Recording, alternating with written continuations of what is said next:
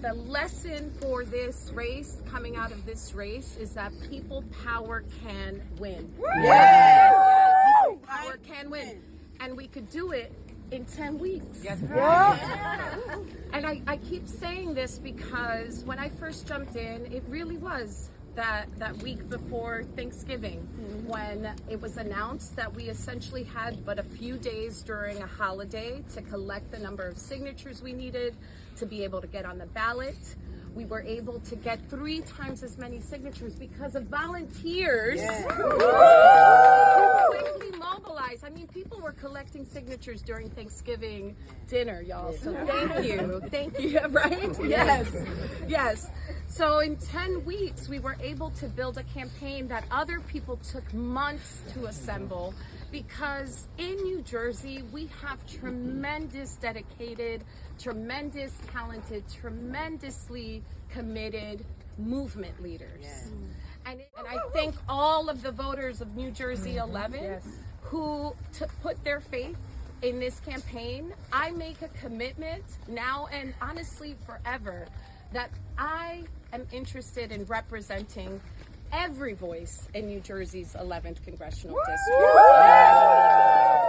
See, I have lived in this district has changed shape. But I would say I have lived in my community for 13 years. I have taken the time to meet my neighbors, to talk to them at drop-off, to while we watch our children play sports, and I ask questions. How are you feeling about what's happening with this economy? How are you handling the cost of living increase? What are you going to do about your health care now that it's doubled and tripled? And my neighbors, they let me know what was happening.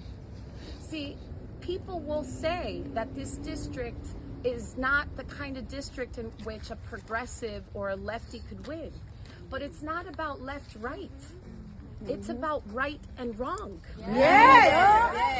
So you spoke about it today, that AIPAC showed its face with what it did in the lead up to the special primary. They told us exactly who they are. So it's kind of a two-pronged question. How are you feeling going into April? Are you concerned at all about any further attempts from AIPAC or other dark money organizations affecting or influencing the April election? I think across this country, what we are seeing are individuals who are willing to trade our democracy in order to gain complete control of our government and of our lives, and we must reject it.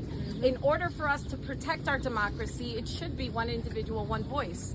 It should not be the flooding of our electoral system. It should not be the subverting of facts. The bottom line is that Citizens United has led to this moment. And in order for us to course correct, it's more than just rejecting AIPAC, although I call on every representative, every Democrat, every Republican to reject them, because they have shown us what they are willing to do to friend or foe. Now, in terms of our Supreme Court, the truth is, it is plain as day that our court has been corrupted by big moneyed interests who send our justices on trips and engage in who knows what in the background. In order for us to course correct, we also need to take a look at our Supreme Court. We need to have reforms that will hold our justices accountable, and if necessary and found egregiously corrupt, we should move to impeach justices who are working against the American people and the Constitution. This is critical and important. Now, we talk about abolishing ICE, but this is actually what we're talking about. One, we have to turn off the spigot.